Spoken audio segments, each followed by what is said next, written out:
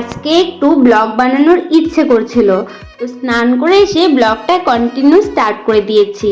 তো আমি রেডি হচ্ছিলাম, একটু নারকেল তেল নিয়ে ভালো করে আমার থোবড়ায় মেখে নিলাম, সাথে হাতে যেগুলো ছিল হাতে পায়ে মুখে সেগুলো আমি সম্ভবত সবসময় ইউজ করে থাকি। মানে নারকেল তেলটা আমার সানস্ক্রিন বলতে পারো, ফেস কেয়ার বলতে পারো, হেয়ার কেয়ার বলতে পারো, সব কিছুই নারকেল তেলই আমি ইউজ করে থাকি, চুলে বলো, মাথায় বলো, আর শরীরে বলো, আর মুখে বলো। তো এই যে আমার ঝাড়ুর মতো চুলগুলোকে ভালো করে আঁচড়ে নিয়েছি, এইখানে হলো আমার হেয়ার ফল। আজকে কিছুটা কমই হয়েছিল হেয়ার ফল, তবেও আমি ভালো করে আঁচড়ে নিই বলে অনেকটাই আমার হেয়ার ফল হয়। আর এই দেখো আমি গরম থেকে বাঁচার জন্য হেয়ারটাকে উপর করে বেঁধে নিয়েছি, আর হেয়ারটা বাঁধতে বাঁধতে আমি অল্পখানি ঘেমেও গিয়েছিলাম। তো এখানে দেখো আমি লিপসের মধ্যে একটু লিপ গ্লস লাগিয়ে নিয়েছি। আর মা এদিকে দিদির জন্য কুমড়ো ডাঁটা কেটে রেখে দিয়েছে, বলেছে দিদির জন্য নিয়ে যাওয়ার জন্য। দিদি কুমড়ো ডাঁটা শাক খেতে খুব ভালোবাসে। আর আমি গাছ থেকে ছোট ছোট আমগুলো পেড়ে নিয়েছি, গাছতলায়ও পড়েছিল। এই বছরে প্রথম আমাদের কাছে আম হয়েছে, আর আমগুলো খুব মিষ্টি, সত্যি বলছি, তোমরা কিন্তু আবার নজর দিও না কেউ। আর এইদিকে স্কুটিটা বের করে আমি এবার চললাম দিদির বাড়িতে। দিদির বাড়িতে যেতে যেতে তোমাদের সাথে বকবক করছিলাম, বকবক করতে করতে দিদির বাড়িতে চলে আসি। আর আসার সময় কি হয়েছিল জানো, এই যে আমাদের স্কুটিটার সাইলেন্সার পাইপটা ফেটে গেছে, সেই জন্য পুরো রয়্যাল এনফিল্ডের মতো সাউন্ড, আর পুরো রাস্তার লোকগুলো আমার দিকেই তাকিয়েছিল, আর আমি নিজেকে নিজে সেলিব্রিটি মনে করছিলাম। তারপর এসে দেখি জিজু আমার জন্য লিচু এনে রেখেছে, আর লিচুগুলো পুরো মাংস ভর্তি, খেয়ে তো অনেক ভালো লেগেছে। তারপর লিচু খেয়ে চলে এসেছি ভাত খেতে, দিদি ডাকছিল, আর ভাত খেতে বসে তো আমার খেতে ইচ্ছে করছিল না। দিদি একটা জায়গায় দুটো ডিম দিয়ে দিয়েছে, আমি বলছি না খাবো না, নে তোর ডিম তুই নে। দিদি বলে এটা আমার ভালোবাসা, খা। আমি বলছি না, তারপর আবারও আমাকে কুসুম দিয়ে দিল। হ্যাঁ, কুসুমটা খেতে আমি নিশ্চয়ই ভালোবাসি, আমার মতো কুসুম খেতে কারা কারা ভালোবাসে অবশ্যই জানিয়ে দিও। তো ভাত খেয়ে ওঠে আবারও আমি খাই লিচু, বিকজ লিচু ইজ মাই ফেভারেট। তো দেখো এই যে এটা হলো কবুতরের পাখনা, সেটা দিয়ে আমি কান খোঁচে, আমার খুব আরাম লাগে। আর এইটা হলো মোটা সাজনা, এই সাজনা দিয়ে এক বাড়ি দিলে পুরো পিঠ ফেটে যাবে। তারপর একটু আরাম করি, একটু বিশ্রাম করি, আর বিশ্রাম করে উঠে দেখি শুনু এখানে পড়াশোনা করছে। আমাদের শুনু হিন্দিতে খিও গিও সব লিখতে শিখে গেছে। যাই হোক, ওরা অনেক আশীর্বাদ করি ও যেন আরও বড় হোক। তারপর সন্ধ্যা পেরিয়ে যাওয়ার পর আমরা খাই চা, বিস্কিট, ম্যাগি। বিস্কিটটা সত্যি ভালো ছিল। আর হঠাৎ করে প্ল্যান করে দিদি আমি চলে যাই আবার বাজারে, শুনুকে রেখে যাই, ওরকে আইসক্রিমে লোভ দিয়ে তোর জন্য আইসক্রিম আনবো। এসে দেখি বাজার এক দল গরু, আর গরুগুলো সব মাঝ রাস্তায় দাঁড়িয়ে আছে, আর দোকানদারগুলো সব চুপচাপ বসে আছে, একটা দোকানেও কোনো রকম কাস্টমার নেই। তো যাই হোক, এই কসমেটিক দোকানটায় আমরাই কাস্টমার হিসাবে চলে আসি।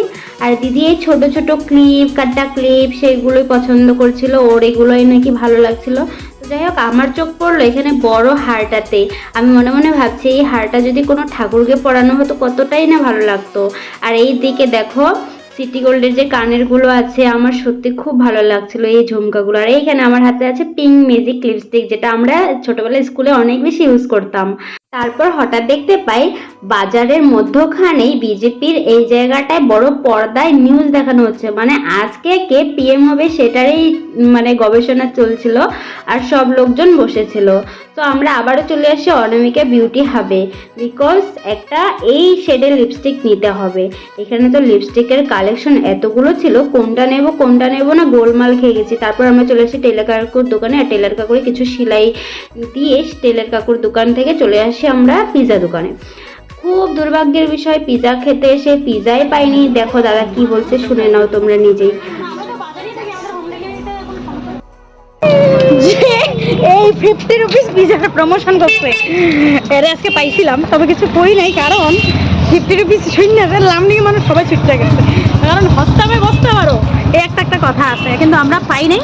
তো বেস্ট অফ লাক নেক্সট বারের জন্য।